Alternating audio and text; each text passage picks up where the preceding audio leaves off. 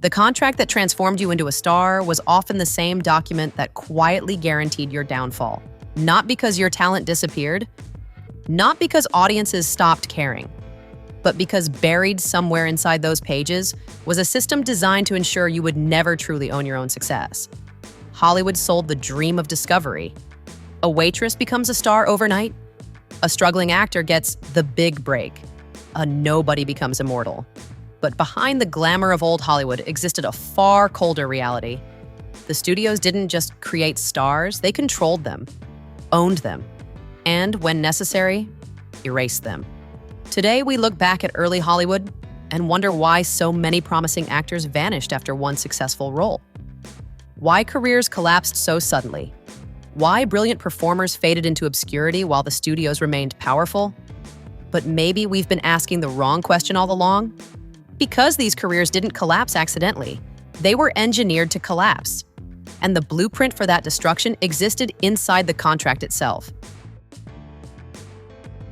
To understand how Hollywood built this trap, we need to understand one thing first. The studio system was never designed to create independent stars. It was designed to manufacture controllable assets. From the 1930s through the 1950s, actors signed what appeared to be 7-year contracts with major studios like MGM, Warner Brothers, Paramount, and 20th Century Fox. At first glance, these deals sounded life-changing. Steady income, massive exposure, guaranteed films. But the reality was far more dangerous. Because technically, the studios never actually promised 7 years of work. Instead, they promised only 6 months at a time. Every 6 months, the studio alone decided whether to renew your contract. You had no equivalent power. You couldn't leave. You couldn't negotiate better terms. You couldn't accept offers from competing studios. Your entire future depended on executives deciding whether you were still profitable. And if they lost interest, your career simply stopped moving. The most brutal part wasn't the low pay. It was the uncertainty. Actors remained trapped in contracts while studios delayed productions, reshuffled projects, or simply ignored them entirely. The studios weren't paying for talent. They were paying to control availability. Because in Hollywood, owning a performer's time mattered more than using it. And then came the clause that made the trap nearly impossible to escape. Suspension. If an actor refused a role, even a terrible role, the studio could suspend them without pay. But the real damage wasn't financial, it was psychological. Because during suspension, the contract clock stopped running. Imagine signing a 7-year deal, only to discover the studio could extend it indefinitely whenever you resisted. Refuse one bad film? 6 more months added. Challenge the studio again? Another extension. Suddenly, 7 years became 8, then 9, then longer. The contract became elastic, a prison sentence disguised as opportunity. And no case exposed this more clearly than Olivia de Havilland. In 1936, she signed with Warner Brothers under this exact system. By 1943, the studio claimed she still owed additional service time because of suspension periods accumulated over the years. De Havilland refused to accept it, so she sued. The case reached the California courts, and the ruling changed Hollywood forever. The judges declared that 7 years meant 7 calendar years, not whatever length the studios decided to invent through suspensions. Today, lawyers still refer to this as the de Havilland Law, but the ruling revealed something darker beneath the surface. Warner Brothers hadn't accidentally abused the system. The abuse was the system. Control over time wasn't enough. The studios also wanted control over identity itself. And few careers demonstrate this more painfully than Hattie McDaniel. McDaniel became the first Black actor ever to win an Academy Award for Gone with the Wind. But even after making history, the system refused to let her evolve because her contracts restricted the types of characters she could play. Hollywood didn't simply hire actors, it branded them. And once branded, escape became nearly impossible. The funny sidekick, the dangerous woman, the all-American hero, the exotic foreigner. Studios built entire marketing systems around simplified identities because identities were easier to sell than human beings.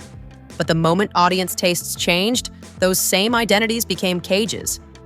The actor couldn't evolve because the studio legally owned the version of them the public recognized. Your persona belonged to the company, not to you. That's why so many stars collapsed the moment trends shifted. Not because they lacked talent, but because the contract had locked them into a version of themselves they no longer controlled. The pattern repeated again and again across Hollywood. 10 different careers, same machinery, same ending. James Dunn won an Academy Award in 1945 for A Tree Grows in Brooklyn. Under normal circumstances, that victory should have transformed his career completely. Instead, his contract with 20th Century Fox trapped him at a fixed salary while the studio delayed major decisions about his future. Because he couldn't pursue outside opportunities, the momentum disappeared. The Oscar remained. The career faded. Then came Lupe Vélez. MGM built her entire public identity around a fiery comedic persona that generated short-term profits. But when audience preferences shifted, she discovered something devastating. The studio had invested in the character, not the person. And because her contract revolved around that single image, reinvention became almost impossible. John Gilbert faced another version of the same trap.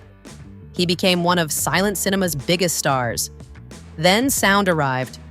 Hollywood changed overnight, but Gilbert's contract remained tied to outdated salary structures and studio control mechanisms built for a completely different era.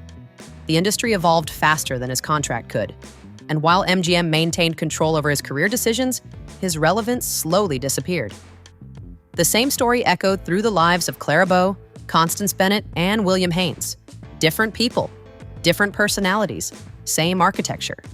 The studios would place performers under exclusive contract while keeping production schedules vague or delayed indefinitely. To the public, exclusivity sounded prestigious, but internally, it often meant paralysis. The actor couldn't work elsewhere, couldn't build momentum, couldn't create independence. Their availability belonged entirely to the studio, even when the studio had no intention of using them. And perhaps the cruelest mechanism of all was something called pay or play. On paper, it sounded protective. If a project collapsed, the actor still got paid. But studios discovered they could use these agreements strategically. They would pay the minimum required amount while shelving both the film and the performer simultaneously. Legally, the contract was honored. Practically, the career was over. That contradiction defined old Hollywood perfectly. The studios could fulfill the agreement while destroying the human being attached to it. Most people believe the old Hollywood studio system died decades ago. It didn't. It evolved. The language changed, the lawyers changed, the technology changed, but the central question remained exactly the same. Who owns the artist's future? That same battle resurfaced during the SAG-AFTRA disputes in 2022 and the 2023 strikes. Actors once again fought over exclusivity clauses, streaming compensation, digital ownership, and the value of their availability. Different century, same argument. Because the modern entertainment industry still runs on a principle established nearly 100 years ago: control the talent, and you control the story. And maybe that's the most unsettling truth of all. Hollywood didn't create the one-hit wonder by accident. In many cases, it manufactured them deliberately because stars are powerful, but dependent stars are profitable. And the contract that promised fame was often the very thing that ensured freedom would never come with it. If you enjoyed this investigation into the hidden mechanics of Hollywood, subscribe now for more cinematic deep dives into the systems that shaped the entertainment industry and the people it quietly erased.